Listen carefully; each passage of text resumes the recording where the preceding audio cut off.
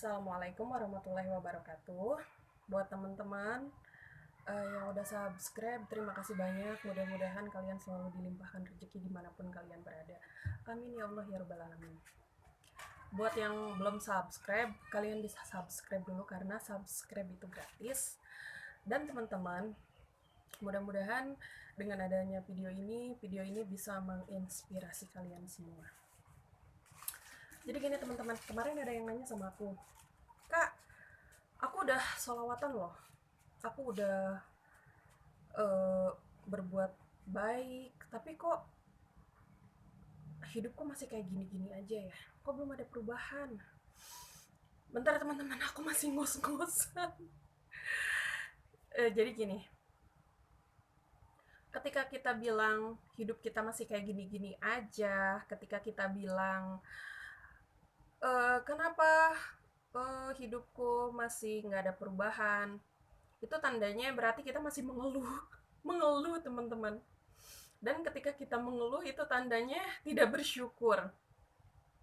Jadi ketika kita tidak bersyukur, maka hal-hal negatif pun akan terus mendekati kita. Kita selalu berpikir bahwa hidup kita tuh kayak gini-gini aja, belum berubah.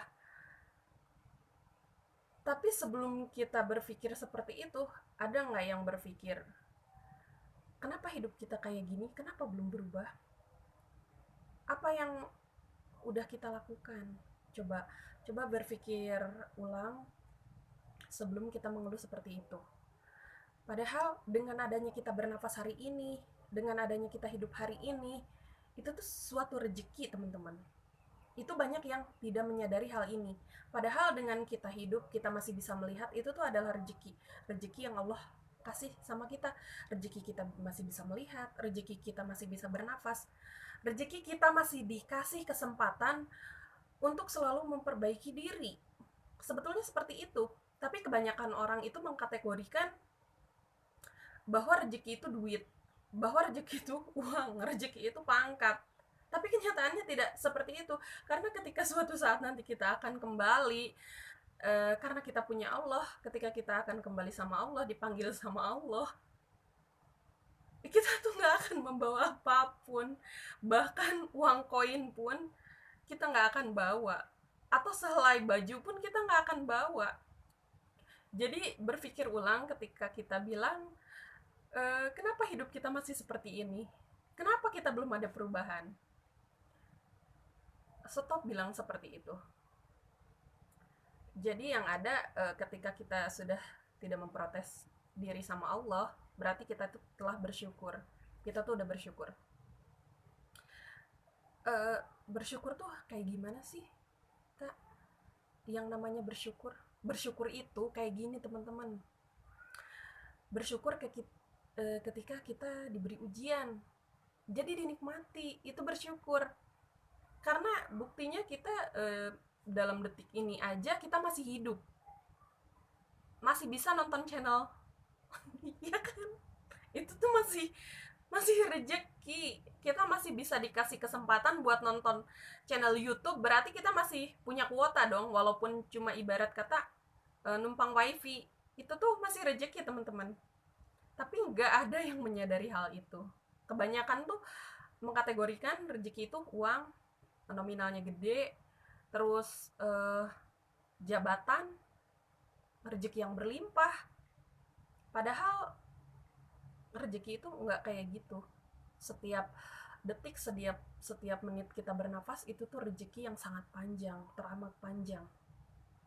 Karena ada di beberapa rumah sakit, atau mungkin di setiap rumah sakit, kita nggak tahu kan, ada orang yang lagi berjuang untuk hidup, untuk hidup kembali.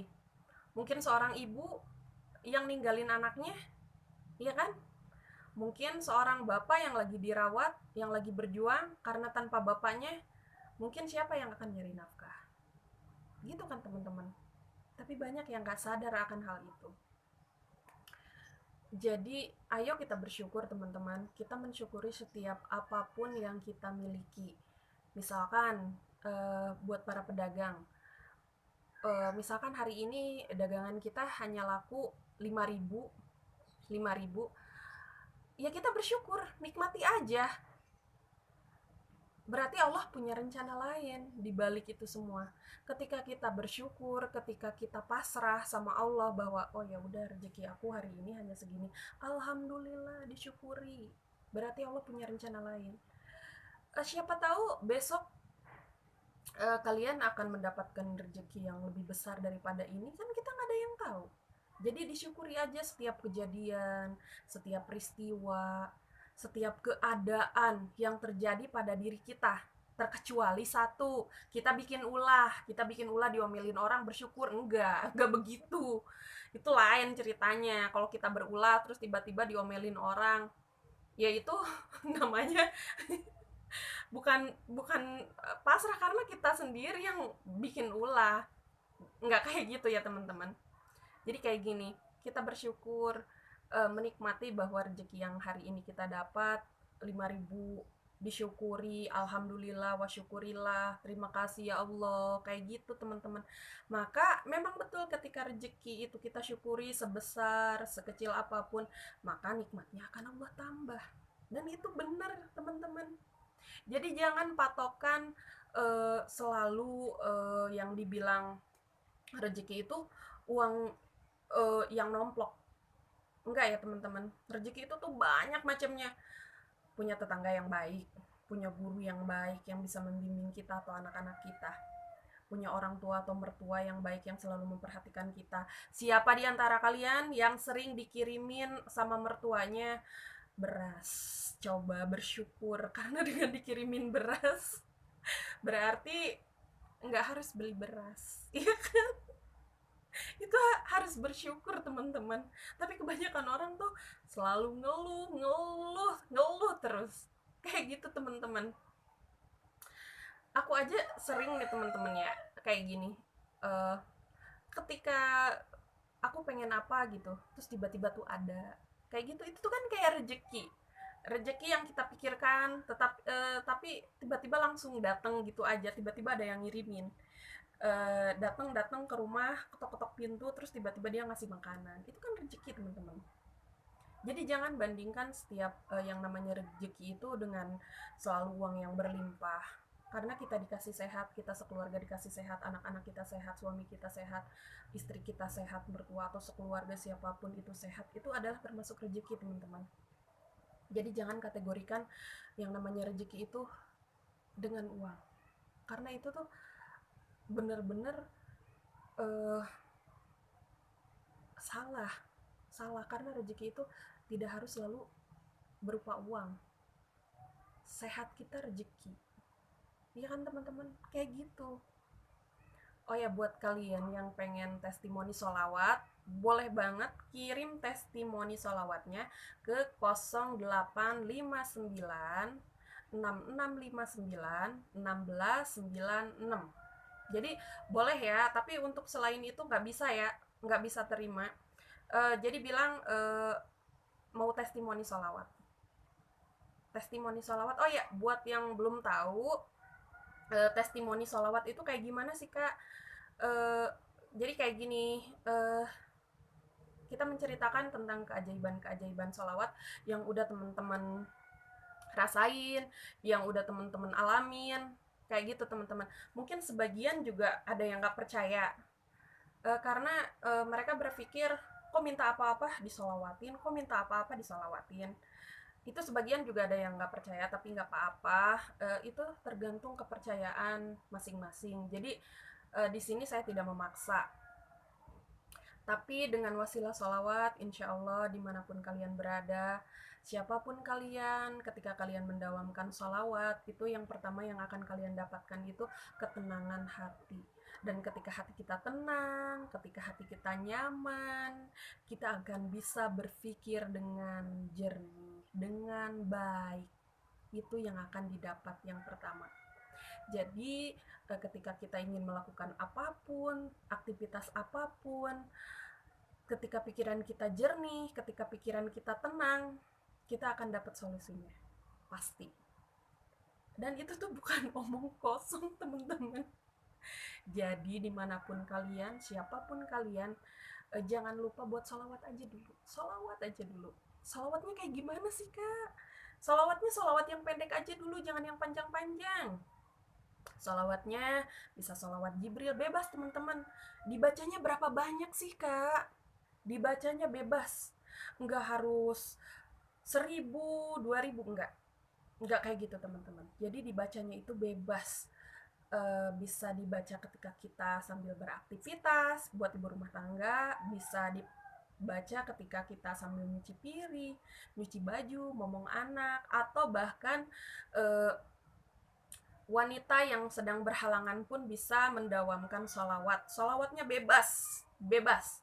Misalkan, kak kepanjangan, ada kan sholawat yang pendek, sholawat Jibril, sallallahu ala Muhammad, bisa dibaca di dalam hati juga. Jadi siapapun kalian, jangan kalian berpikir bahwa aku tuh nggak pernah sholat kak, sholatku masih bolong-bolong. Kalian jangan berpikir bahwa diri kalian itu rendah, bahwa kalian itu tidak bisa dimaafkan sama Allah. Jangan pernah berpikir kayak gitu. Karena Allah itu maha pemaaf, maha pemberi kesempatan. Jadi Allah itu memberi kesempatan kepada siapapun umatnya yang ingin merubah dirinya. Merubah kayak gimana maksudnya? Merubah lebih baik, lebih istiqomah beribadah. Kayak gitu teman-teman. Jadi jangan kategorikan apapun disangkut pautkan dengan dunia. Karena apa? Kita bakal kembali ke sana, teman-teman. Kita bakalan balik. Balik kemana? Ya ke yang punya kita, ya ke yang menciptakan kita. Semua orang sudah tahu itu. Tapi pertanyaannya, bekalnya udah ada belum? Sama, aku juga masih belajar. Masih belajar terus memperbaiki diri. Jadi ketika kita ingin memperbaiki diri, ada yang nyinyir, ada yang A, B, C, itu terserah mereka. Yang penting kita selalu berbuat baik sama mereka. Misalkan mereka mau nyinyirin kita, mau berbuat jahat, itu urusan mereka teman-teman. Kita nggak usah marah, nggak usah dipikirin nyampe dalam, nyampe sakit. Itu kebanyakan orang-orang tuh kayak gitu. Ketika ada yang ngomongin, dipikirin nyampe sakit tuh kepala. Aku bukan ngomongin orang ya, itu aku waktu dulu. Tapi alhamdulillah sekarang udah gak kayak gitu, berkat wasilah sholawat. Alhamdulillahirabbil alamin. Nanti kita sambung lagi ya teman-teman. Hari ini cukup. Yang belum subscribe jangan lupa di subscribe. Assalamualaikum.